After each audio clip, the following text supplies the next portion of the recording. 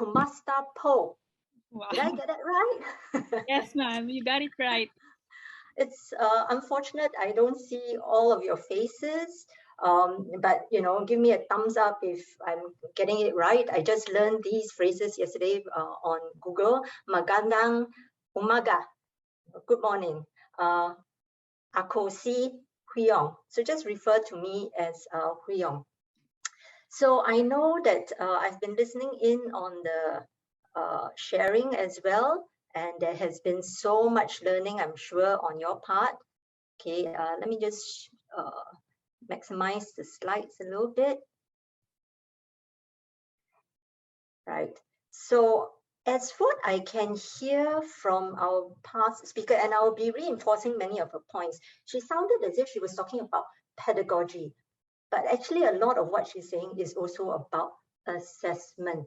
So I think one of the other things that I want to also link is that I heard a lot from her about learner agency. So that's what we're going to do. We are going to have learner agency for the next 10 minutes, right? For the next 10 minutes, for those of you who have not done this yet, please scan on your devices, or you can type this out in your browser, and then let's spend the next 10 minutes watching the video and answering those short questions.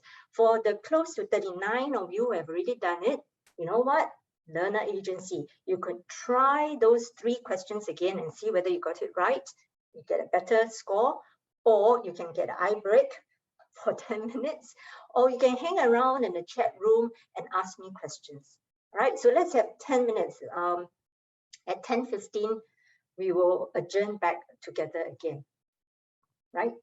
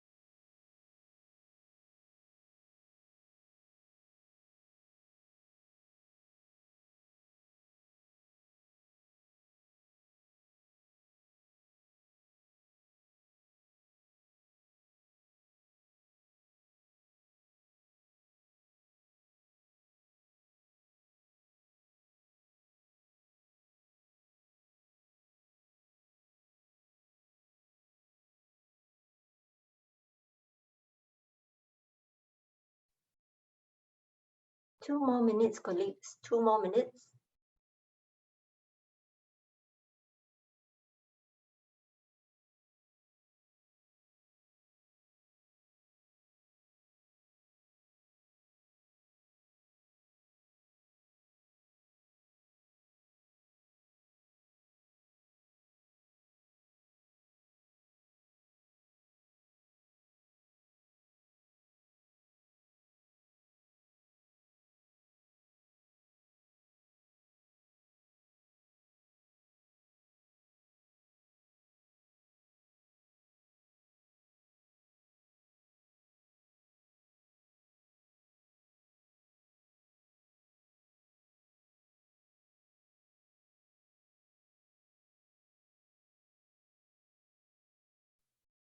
Okay, colleagues, just finish off what you have, and in a minute's time, let's get back together again.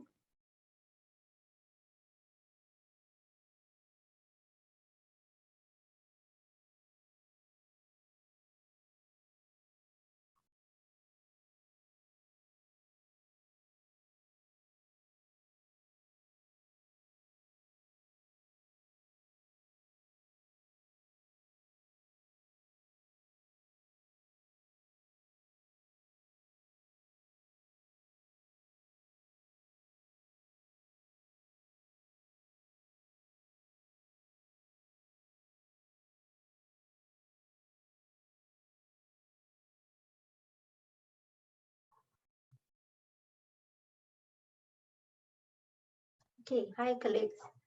So I see that about 60 of you, close to 60 of you have attempted. Great job. Those of you who have not finished the videos or have gotten this, no worries, it's still there. You can take a look at it later on. So putting on this online quiz helps me to sort of like have a diagnostic test of how we think about assessments. And I'm so glad that earlier on the mind map that came out, the word cloud assessment was big. So what I'm going to say to you probably is something very important to you that bugs you. So as you can see from the responses, a lot of you have talked about, think that the two key aspects of educational assessment is about validity and reliability. And you're right in a way, but validity and reliability for what? So whole idea is that the evidence that you're collecting helps you to make a valid and reliable decision. So the reliability and validity is to serve that sound making process, sound decision making process. So in a way, those of you who are school leaders who are going out there, just tell your teachers and your colleagues, there are actually just two things to assessments they need to know. One is the process of gathering evidence. And many of you told me that you have many ways of gathering evidence. It could be mind maps, it could be paper and pen, it could be posts, and it could be questions. You have many ways of gathering evidence. I think the thing here now that worries many of you is about the valid and reliable. I notice in the queries that you have, concerns that you have, is about the validity and reliability. And you know what?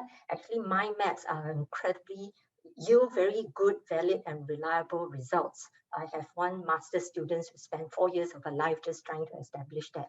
So I think most of us are very comfortable with paper and pen tests because that's been like institutionally for the longest time. We are very invested in making sure that they give reliable and valid results.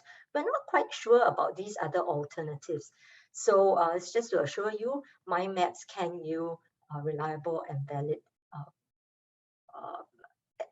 evidence for you to make a sound decision as to whether kids have learned. I am so glad that many of you put as the majority answer correctly, that is about making a valid decision. Sometimes I see from your concerns also it's about fairness and stuff like that. Actually, fairness can be absorbed, subsumed under validity as well. When something is not a doesn't yield fair grounds for everyone, it doesn't give you valid results as to whether the kids have learned or not. So thank you very much. I'll talk about the rest of the contents of what you have given to me. Thank you so much for that. Let me go back to my slides over here. Okay, let me just move things around. Okay, so April, can you see my slides? Just to double check. Yes, ma'am. Great, thank you. So just to recap, what is the role of assessment in learning? Never mind whether blended or not, let's establish what is the role of assessment in learning. Many times, I think our concern as teachers is, have they learned? How well have they learned? And if they've not learned, what are the gaps? And more importantly, also, what can we do to address the gaps? So like for me, earlier on in setting up this particular Google form, which I noticed many of you said you use quite frequently as well. So good job.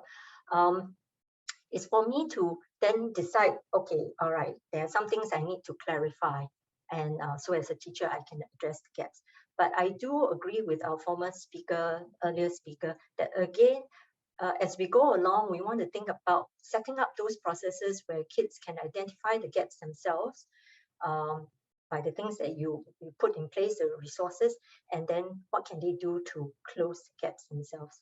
So that's a very quick, primer into a role of assessment in learning.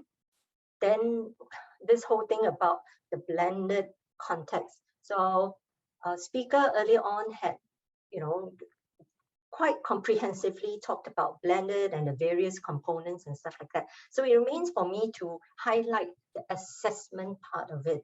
All right. So some of you were saying that, oh, can blended be something that doesn't involve technology? I mean, absolutely. Blended learning has been with us for a while. Most of us think about blended learning, it has involved technology, the online, but really we have been doing a lot of blended in a different way in classroom, in-person class. So for example, we have blending of activities with the individual and the group.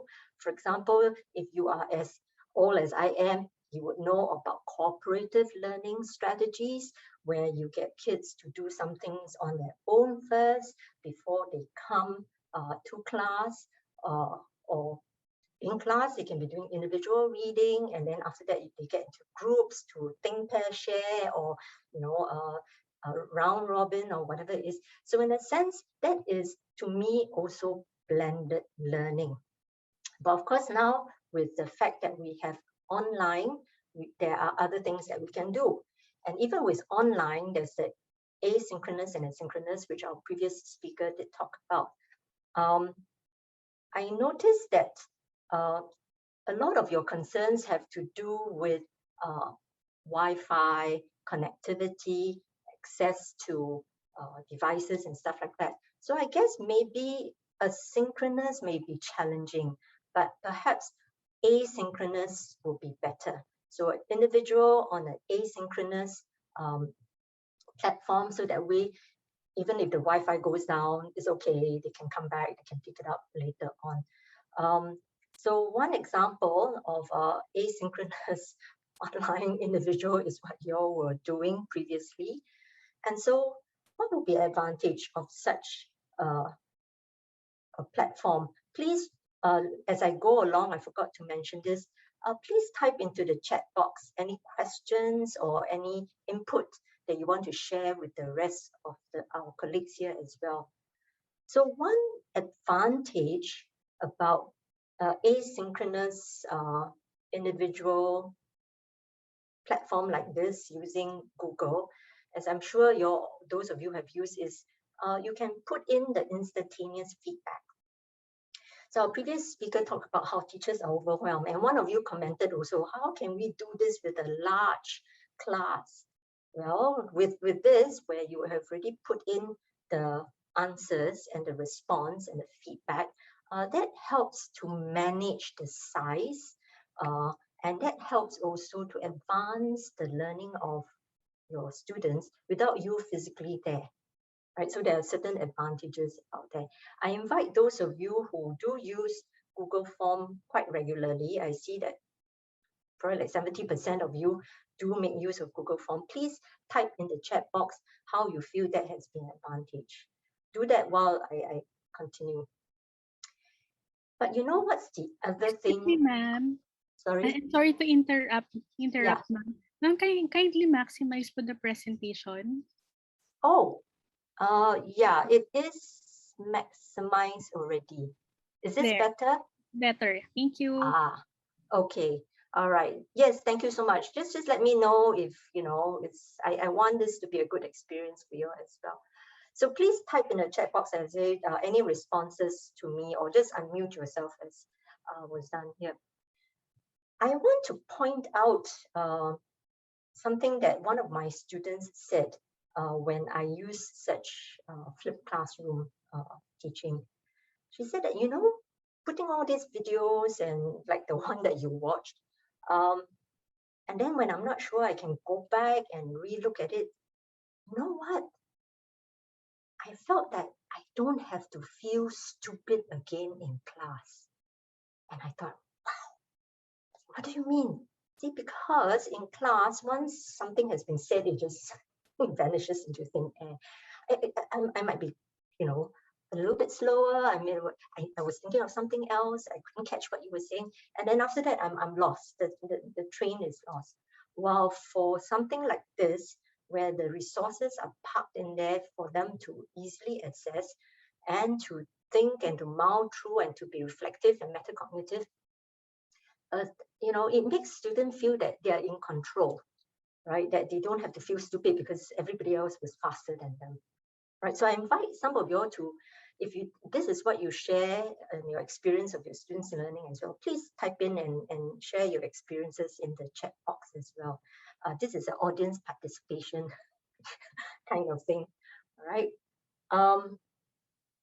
Okay, I will address questions a little bit later on, so keep those questions coming, right? Let's talk about Google Forms, since so many of you reflected that you use Google Form, and many of you also reflected I use Google Form, but not for the branching. Let me encourage you to use the branching affordance. Because to me, this helps with the differentiation that our earlier speaker talked about. Of course, it does mean that for the teacher, you have to be very clear about the architecture of if this answer, like for example, this child, if they got it right, where do they go to? And then if they got it wrong, where do they review? And later on, after they've reviewed it, how does it come back? Just to be very careful about the links. But otherwise, this is a very good system to make sure that there is that suitable intervention for the kids where they need it. Those who are already ahead, competent, they don't have to be held back and listen to everybody. It's like everybody on the same bus together. While some of them actually can get off the bus, they can walk off on their own, but some just need to stay on the bus. So using the Google branching, I feel is a very good affordance that you all should consider if you're especially dealing with very large class with very different ability level as well. Again, those of you who feel that who have already used Google Form and feel that something you want to share with the rest, please type it in, or later on there will be some time where we can chat and share your experience as well, right?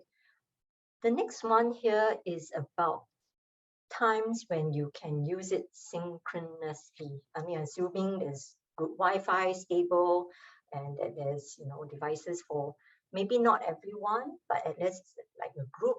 I totally understand what you all mean about the Wi-Fi, because when I first started out advancing the one-to-one computing in my school, the first thing I had to do was to make sure that there were Wi-Fi boosters around in the classroom as well, because it's incredibly frustrating for the students who want to get at the job, get at the task, but yet, they're held back because of the Wi-Fi. So this is a story I want to tell when I first was into this as well, making use of tech tools for assessment. You know what? On that particular day, I had to step away from class. I had to be physically away from the class because I was entertaining, as a school leader, I was entertaining some visitors and stuff. But I wanted to make sure that learning continues for the students as well. So I got them to do a mind map using MindMeister. So again, those of you who have used MindMeister, maybe you want to type it in and share your experience, which at that point in time was non-paying. Of course, you can find those that it doesn't have to be a paid app. And then I set them a particular task to do as a group, and then I stepped out of the class. And while I was out of the class and waiting for the visitors to arrive, I was just checking in on the students. And it was like, for the first time, I saw the things popping up and stuff like that, and how they were interacting with one another and all. And so I knew that even in my absence, outside my line of sight, they were discussing, they were advancing their learning, and they were testing out what they were trying to make sense of what they were learning and representing it as evidence to show me that they have understood. So it was an assessment which involved a group. It was synchronous. They were working together. Later on, further on, we were able to make use of such opportunities for kids to my class to be interacting with students from another country. And so that was wonderful because, here is a case where they're co-constructing knowledge uninhibited by physical barriers. So this is another possibility of real-time collaboration, evidence of their collaboration, and evidence of their learning through a platform like this. Many of you also reflected in your Google form that I sent to you about authenticity. And I agree with our earlier speaker that the importance of authenticity. In fact, my PhD was in authentic assessment, and I have a book, shamelessly plugging my book here. I have a book on authentic assessments. One of the very powerful lessons I saw from a colleague was this tool. Since you guys are science and maths teachers, I wanted to make use of science and maths example. So this particular app called Vernier Video, and I think one of you make use of this or something like this, which essentially is a way of visualizing motion, right? So if the child takes the video and the video is on the app itself, the child tracks the movement of the ball to kind of like draw out the graph. So it becomes a physical thing to a representation in terms of a graph. But the teacher didn't make use of this as just consuming the information, right? So earlier on, our speaker talked about how we can use the 5 E's, getting kids to kind of like, maybe extrapolate, conjecture, hypothesize. So what this teacher did was that she drew a graph on the board first, right? She drew a graph, a speed, time, distance kind of graph, and she got the kids to hypothesize what possible real life movement would have generated such a graph, right? So she drew the graph, and the kids, got together as a group and decided, okay, I think if I run front and then I make a U-turn, I run back, that will generate the graph. And so the next thing that she did was to send the kids out with the iPad, and they went out there to the schoolyard, and then here were kids were trying it out and then checking, and then checking their graphs generated with this Vernier Video app with the graph that was given by the teacher. So I thought that was brilliant because it was making use of app not in a consumer way, but in a way that transforms how kids, how interact with the information that was coming out from the app. And the other thing I liked about it was that it makes use of the kids going out to the real world and showing what they know of distance, time in a real world situation as well. So think about that. Some of the tools that we have right now may be very straightforward. You can only use it in this particular way, but maybe think about how you can repurpose it so it can give you more bang for the buck, as it were. It can challenge and make the kids become to think on a higher level, on a higher order thinking skills. So this is the part where it's audience participation. What are some of the other possibilities in assessments that you have tried? So let's recap. There is the blended opportunity, blended environment of the in-class, in-person, group versus individual, involving the real life.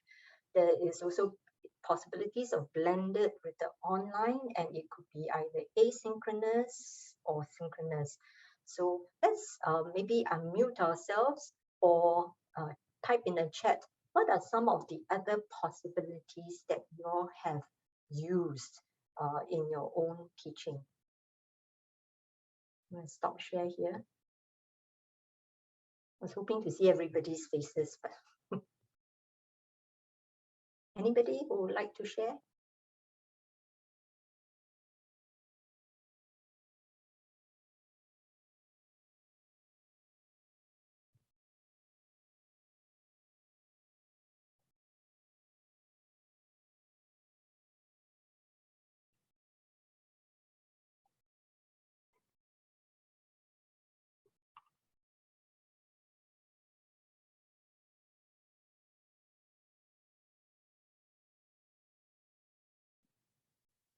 Perhaps the two who mentioned about picture and video analysis, can you unmute yourself and share with the rest how you make use of picture and video analysis as part of your assessment in a blended environment?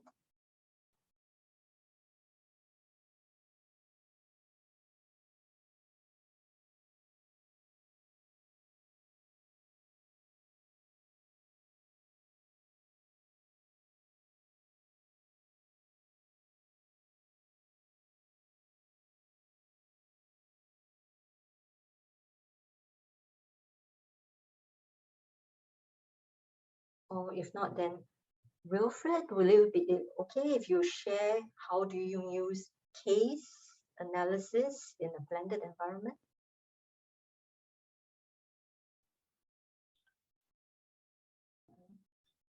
Hello, good morning to everyone. Good morning to our speaker. I'm learning a lot from you. And good morning to our other participants. I'm teaching analytical chemistry this semester. And in my experiment, I always ask them to make use of, I first give the video clips for them to watch. And then later on, I give them cases wherein they can apply the theories that they have learned in the video. Since we are not allowed to make use of the actual chemical reagents, so I can provide them downloadable video clips coming from good schools. And I ask them to observe really what's happening in the video. And then from there, towards the end, after they have already analyzed, let's say, for example, the analysis of cations, then I give them already particular case where in each scenario in a community where they can apply already what they have learned. That's how I do. And in the discussion, they should also connect what they will be revealing in the story as an application of the theories that they have learned. That's what I do in my class. Thank you. I hope it can help. Thank No, you. so Thank any of our colleagues here have advice on how this can be improved, or you know, you have learned a lot from Wilfred, and then just mention to Wilfred, affirm Wilfred's contribution. But maybe I'll make use of Wilfred's example to answer the question here. Oh, Wilfred, that was your question. Can we say give the same assessment tool for both synchronous and asynchronous classes? I think can I just understand the background of your question? Why is there a concern that it must be the same, and why is there, I mean, intuitively I think yes, but is there an issue with synchronous and asynchronous?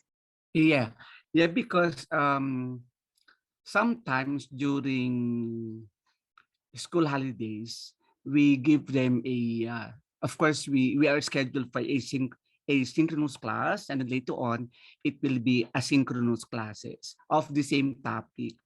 So what I'm thinking of, if it is a synchronous class, it would have been better if it is something that is applicable, like what they have done, and they will be applying that, and which is become active, the learners are active.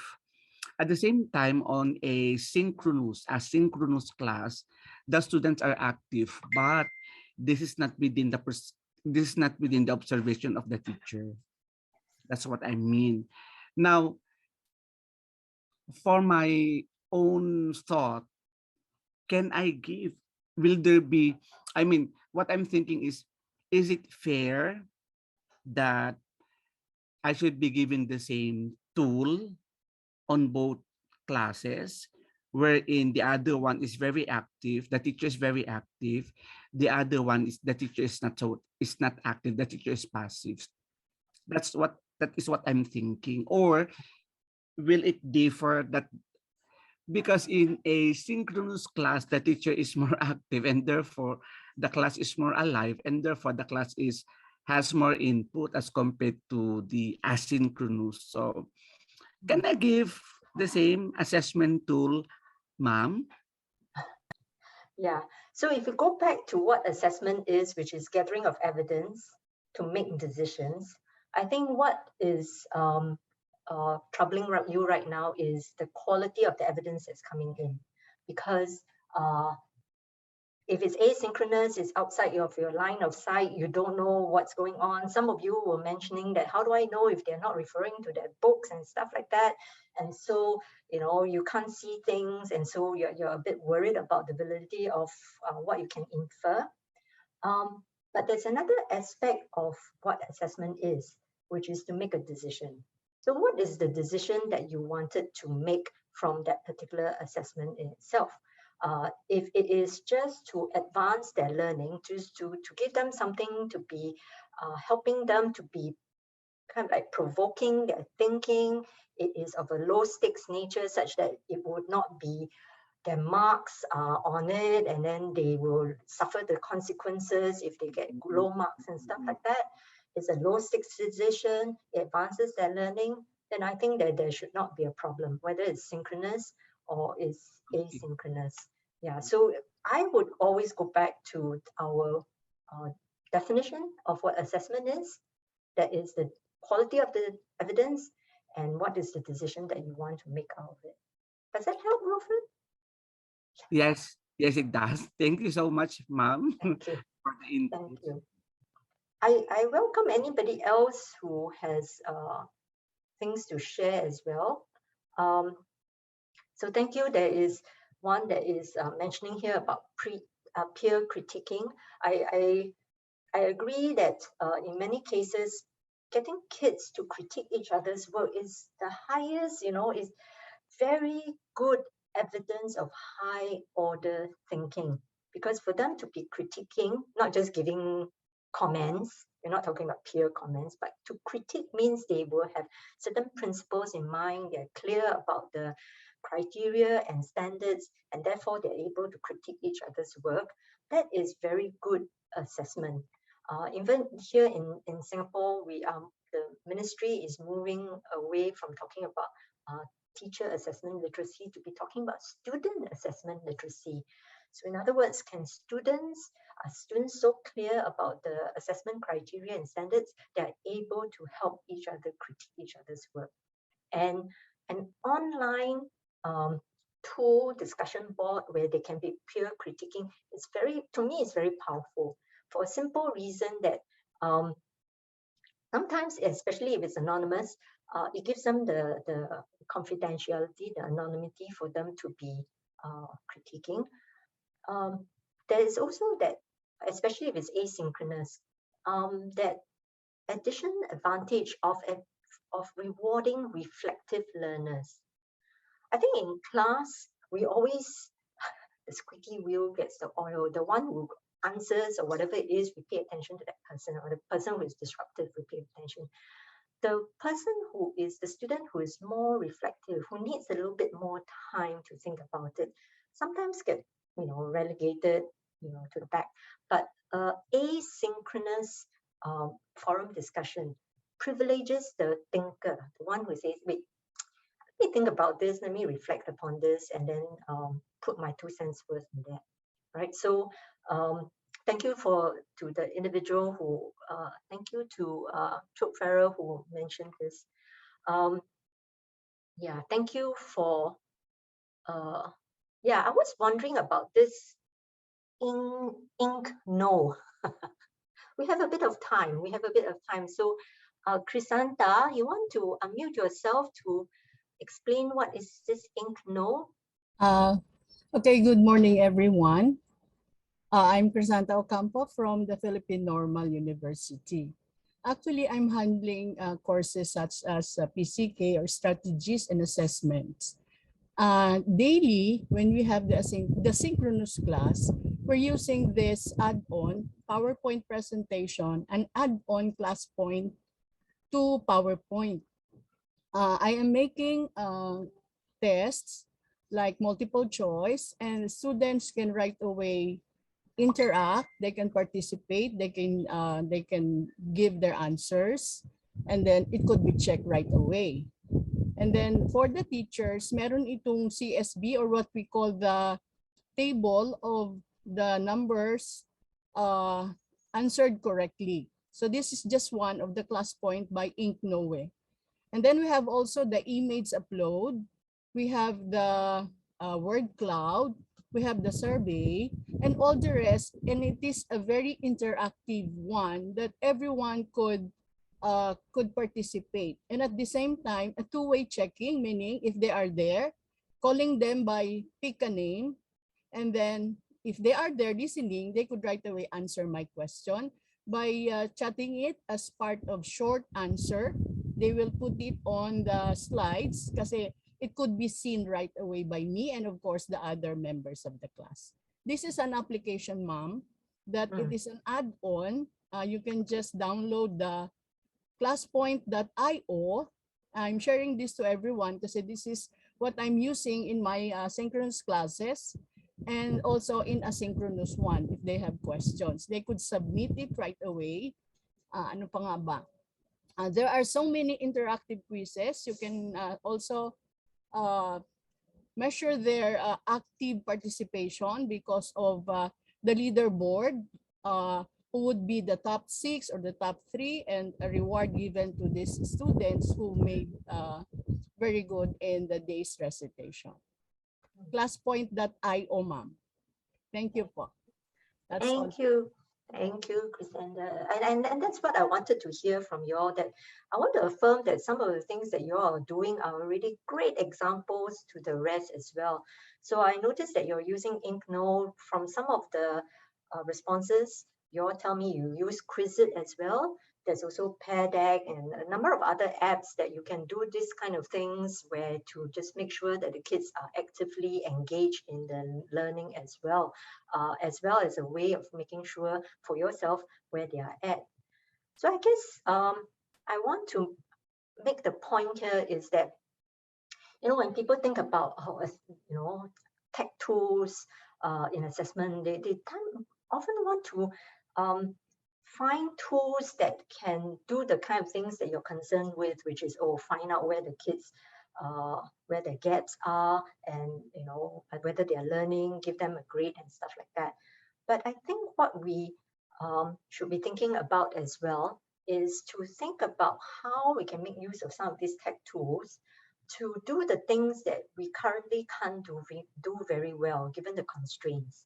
So like, for example, differentiating. or in the case of a big class, like Chrysanta's class, where you have perhaps a big class and then you want to make sure everybody's engaged. So how can technology be used to help you with that? So I guess this is my landing point. I'm going to just finish off. This is my last slide, second last slide. That we always think about blended learning as in blend in class with online, blending asynchronous with synchronous. I think there's a very important element of blending also the purpose of assessment. Are we blending the assessment of learning, right? Measuring the learning for reporting. So many of you are very concerned about, making sure that they are fair, no kid is cheating and stuff like that. So that part of it is important. But remember also to blend into your lesson assessment for learning, which means it is about facilitating learning, as in the two examples of your colleagues have shared, Wilfred and Chrysanta. How do you facilitate learning in the use of your app as well? In the use of your technology as well? How can you build in the processes? Now, so earlier on, Wilfred was saying that, the teachers doesn't seem to be as active in the asynchronous. Well, it's because you were very active before the lesson itself, when you were building up all these resources for them to be engaged. And I was very active in putting up the Google form. And then after that, I can sit back and then just trust the process to of the assessment set up there to help facilitate your learning as well. Right, so thank you so much again, Chrysanta, for giving the actual site and the instructions. So I think then that leaves me on at 11 o'clock sharp to say the third phrase I've learned from Google, ta'alam. And thank you very much for your patience and particularly your participation. And I wish you the very best for the day ahead and the many learning ahead. Thank you.